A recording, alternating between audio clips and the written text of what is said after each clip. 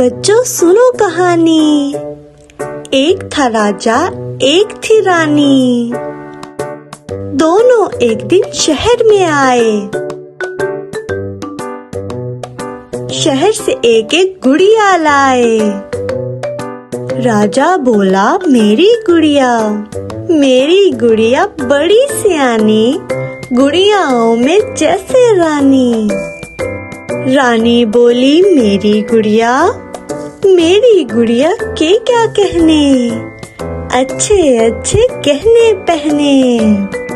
राजा बोला, बस चुप कर, मेरी गुड़िया के दो सर, जैसे चिड़िया के दो पर, एक इधर एक उधर। रानी बोली, हु, मेरी गुड़िया के दो मुंह, एक से खाए गरम पकौड़े, एक से बोले सू सू सू। इतने में एक बुढ़िया माई दौड़ती दौड़ती अंदर आई।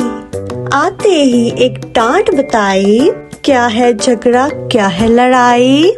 ये भी गुड़िया वो भी गुड़िया, ये भी सियानी वो भी सियानी। तू है राजा तू है रानी, खत्म करो ये राम कहानी।